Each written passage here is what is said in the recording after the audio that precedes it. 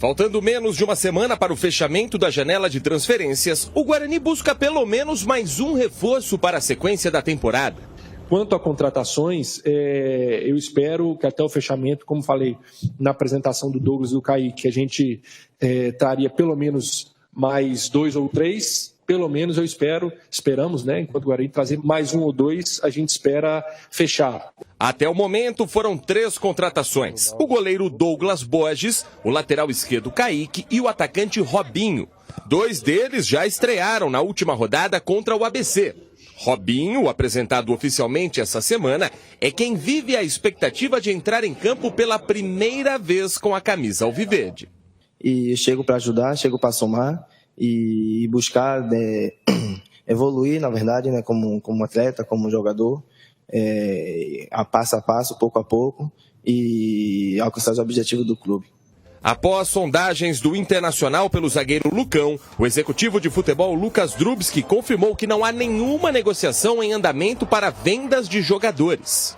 Até para a torcida ficar tranquila, não vamos fazer nenhum tipo de movimento que não seja algo substancialmente vantajoso para o Guarani dentro da janela de transferências no que tange a saída de jogadores. A gente só vai fazer um movimento que seja uma coisa muito boa financeiramente para o Guarani e com a certeza de uma reposição à altura. Senão, não faremos.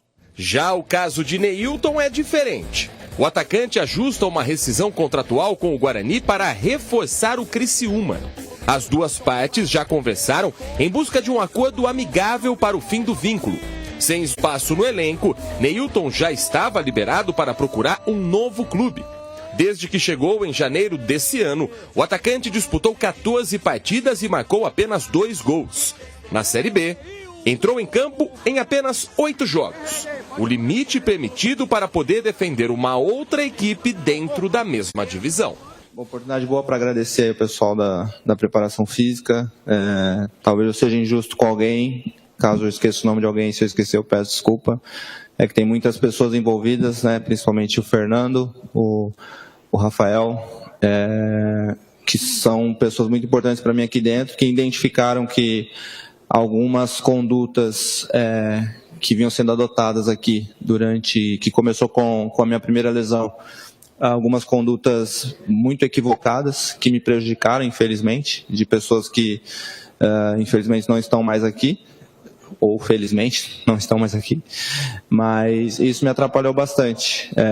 Não tenho problema nenhum em admitir quando eu erro em algum aspecto, mas eu sempre fui uma pessoa que sempre me cuidei bastante, porém as pessoas que estudaram, né, justamente por isso são os mais aptos a nos orientar, principalmente no processo de recuperação. A temporada é muito longa.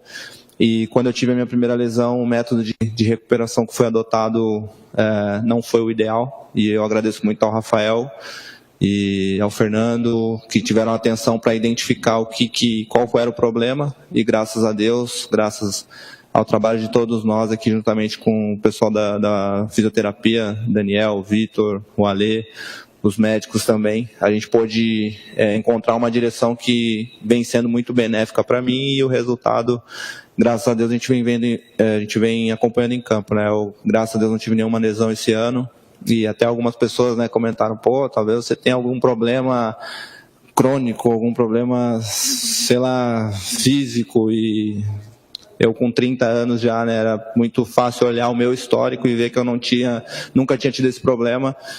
Então, ouvi algumas coisas bem injustas de algumas pessoas, mas graças a Deus e ao nosso trabalho aí, tudo vem dando certo esse ano, e eu espero que a gente possa continuar nesse caminho.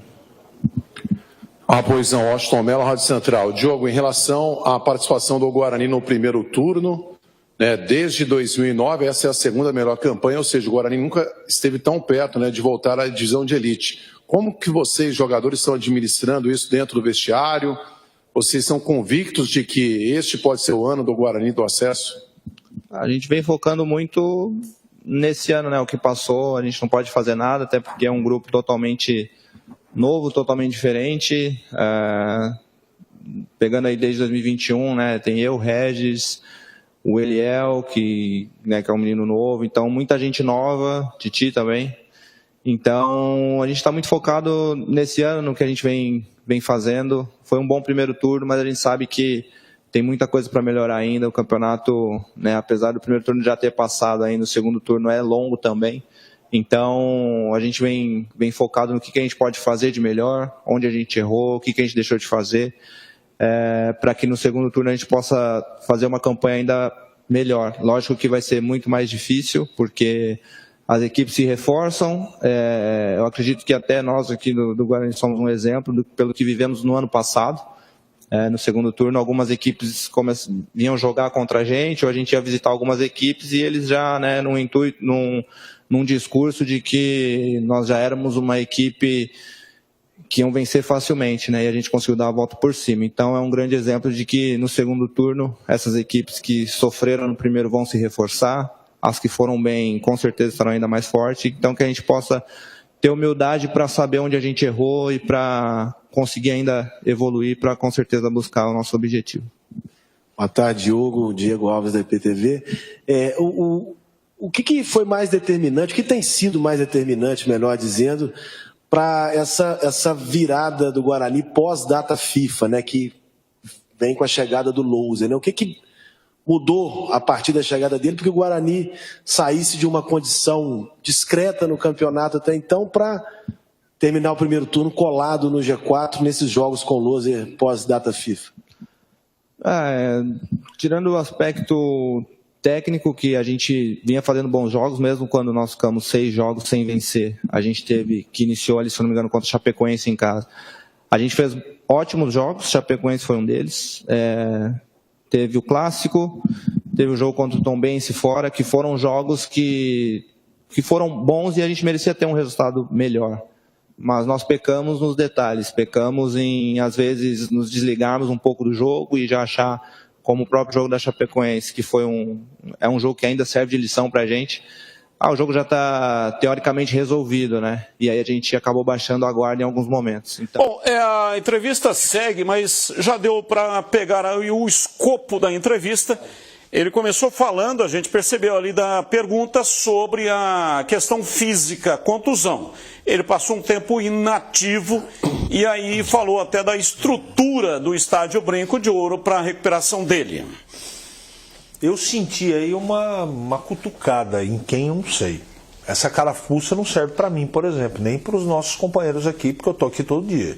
Não entendi para quem ele está dando o recadinho. De qualquer maneira, o fato é que ele vive o melhor momento dele como atleta do Guarani. Está de parabéns, encontrou o caminho legal, sorte, é um cara que está nesse momento num estágio muito positivo. É o principal batedor de faltas do time e está jogando muito bem. Parabéns a ele. Agora, esse recado eu não entendi muito bem. Mas assim, eu acho que o Diogo Matheus ele tem que tomar cuidado com algumas coisas, porque ouvi algumas coisas injustas, não é uma questão de contusão, a meu respeito. Ora, se ele estava toda hora no estaleiro, nós vamos dizer o quê? Que ele é inquebrantável? Se ele estava sendo perseguido, lamentavelmente, que ele é ótimo jogador. Aliás, quem lançou esse menino lá no CRB foi o Mazola Júnior. Mazola Júnior lançou o Diogo Matheus no time de cima e falou, me disse isso pessoalmente. Sempre bateu bem na bola. Principal virtude dele. Legal. Agora, se ele estava se machucando muito e estava com custo-benefício ruim, que culpa que a gente tem? A preparação física não era adequada, a dose era certa, era errada. Isso é um problema de quem está lá dentro, né? Mas eu acho que ele vive um grande momento e é uma das grandes válvulas de escape hoje do Guarani. É muito preciso. Inclusive, na vitória contra o Atlético Goianiense no domingo, ele que cruza a bola, né, para que o Derek bote na rede. E falamos do Guarani, um abraço para o Eric Bugrino. Bugrinaço. Está vendo o programa lá na empresa onde ele trabalha, mas está na hora de almoço. Não está cometendo nenhuma irregularidade, está no período de repouso, do almoço. Um abraço para você e para todos aí que estão vendo o programa. Vamos debater já já. O Guarani enfrentou o Avaí fora de casa, começando o segundo turno da competição. Mas Vou falar aqui mais uma vez, porque é uma coisa que eu vinha há muito tempo cobrando dos times de Campinas. A questão da iluminação. O estádio Brinco de Ouro está trocando toda a iluminação. Você está vendo imagens. Olha aí, os novos refletores. Lux é a quantidade de lúmen por metro quadrado. Eu não sabia, mas fui procurar saber com especialistas. A iluminação anterior do estádio Brinco de Ouro era de 112 lux. E agora, após a troca, vai para 860 lux, atendendo ao padrão exigido pela CBF para a Série B. Não é só a iluminação, não. Vai melhorar também, no caso, vai representar para o Guarani uma economia significativa. O Guarani gasta aí 224 mil watts mensais e vai reduzir para 112 mil watts, ou seja, vai cortar o consumo pela metade. Grande economia, sem dúvida. E vai ajudar também no meio ambiente, pois contribuem essas luminárias para a redução das emissões de gases de efeito estufa, a preservação dos recursos naturais e a melhoria da qualidade de vida das pessoas. Então todo mundo vai sair ganhando. Segundo a Agência Internacional de Energia, a eficiência energética pode evitar 40% do aumento das emissões globais até 2040, e além de gerar benefícios econômicos e sociais, E a empresa contratada pelo Guarani é a Nova Light. Ela desenvolveu o projeto do Guarani, que ganhará um estádio com iluminação padrão FIFA. O projeto no qual essa empresa Nova Light teve a premissa empresar pelos projetores, esses que vocês estão vendo aí, a iluminação do campo com ganhos de eficiência, facilidade de manutenção, isso também é muito importante, e projeção calculada de impactos negativos no meio ambiente. A Nova Light é uma empresa que está no mercado há 25 anos, produzindo soluções para grandes áreas industriais, comércio, varejos e também infraestruturas urbanas, com projetos personalizados como esse, no estádio Brinco de Ouro. Eu agradeço muito porque eu sou narrador e no estádio, quando não tem uma boa iluminação, é muito difícil. Tem alguns times que já colaboram, entre aspas, colocam números invisíveis na camisa e aí quando tem uma iluminação ruim fica pior ainda para identificar o jogador. Agora, não é o caso do Guarani, A melhor camisa para se ver do futebol brasileiro é do Guarani. Número grande e número, não é aquele, tem camisa que tem um número todo modernoso, sofisticado, número rebuscado. Gótico. É gótico. Aí você não sabe o que é 9, o que é 8, mistura com 3, é uma confusão imensa. Guarani é um outdoor. É um número grande e fácil de ver. Imagina agora bem iluminado, também, hein? Bem iluminado. Agora com a iluminação. Aí, vamos lá, CH, jogo aquele outro lá na Guarani Batista. contra o Avaí, a sua expectativa de pontos para esse jogo? 1. Essa é a minha expectativa, porque eu acho que o jogo vai ser pesado e difícil pra caramba pro Guarani. Não é só por jogar na ressacada, o time do Barroca, não. Que tem um bom time e arrumou a casa lá. É porque eu acho que o Guarani tem um problema que não tem solução. Um substituto para o Bueno. Ele vai colocar um jogador lá, mas o time vai jogar de outra maneira. E o grande segredo desse Guarani, do Humberto Lousa, era a fluência do meio campo, a saída de bola com qualidade. E ele não vai jogar. Ele vai colocar o Araújo, ele vai colocar o Anderson, eu não sei lá quem ele vai colocar, eu não tenho informação. Mas o tipo de jogo do Guarani vai mudar. E o Bruninho também vai fazer falta, porque é um jogador para jogar fora de casa com velocidade.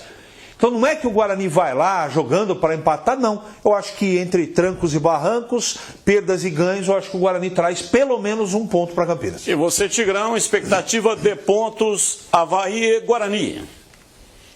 Batista, sinceramente, pela empolgação do Guarani, pelo momento na competição, pela pontuação, Apesar dos desfalques aí, mas volta o Bruno José, não vai ter o Bruninho.